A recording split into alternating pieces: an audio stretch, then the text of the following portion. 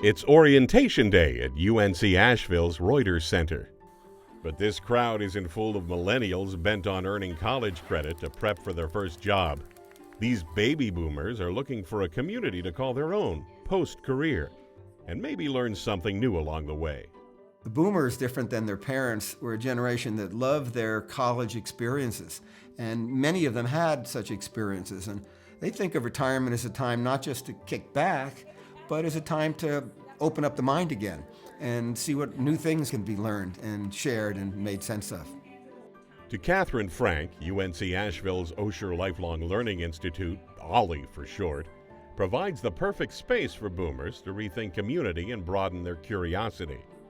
There's the concept of the third place, a place that's not home and not work, and I like to call our center a third place for the third age, that age after education and family and career development. And a place like OLLI can serve that kind of need for people to gather with other people, to stay engaged, not always to be isolated in your own home. For many OLLI members in Asheville, their parents' version of retirement is outdated. With my parents, especially my father, he was not that adventuresome, but he spent most of his retirement around his home. He traveled a little bit, and he watched a lot of TV. I can't see that for me. I find there's a lot more to be had firsthand, actually doing things rather than seeing them. While the OLLI Center itself is a place for seniors to connect socially, OLLI's course catalog is packed with classes to help them engage intellectually as well. Martial arts, science, finance, arts, just anything you want. It's just here. There's hundreds of courses each term.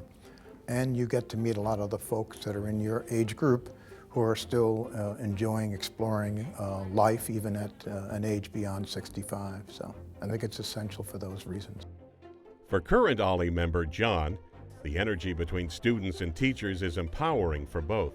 You get somebody who's lecturing in a subject that they were a prof in for 30 years, and then they get an audience who actually wants to listen to them. They don't want a grade point or homework marking or anything like that. They're there because they want to learn. And the teachers sense that. And it's a fantastic environment. What gets me is how seriously intelligent and quick some people still are, well into their 80s. I'm just left standing, just so smart. And it's nice to think that that can still happen. Despite messages to the contrary, these boomers are getting to know firsthand that aging is nothing to fear. I think that because we do internalize all those messages that tell us you're over the hill, you're losing it, those kinds of things. And so what a place like ours can do is to really remind people of how vital they can be. Your brain may work differently, but it still may work in unique and productive ways. And so really being able to appreciate that is part of what we want to do. We hope that what organizations like ours can do is really change the conversation about aging. It's a conversation new members are intent on joining and adding to in their own way. I would love to teach an OLLI class. I think to teach an OLLI class is the best of all worlds.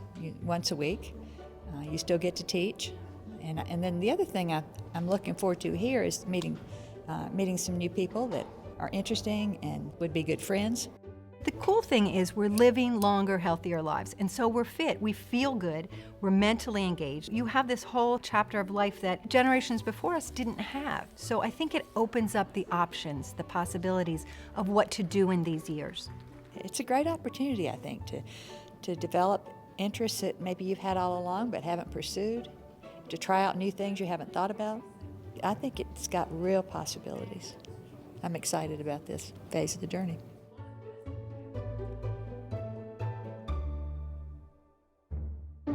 Find out more by visiting wi65.org or follow us on Facebook and Twitter.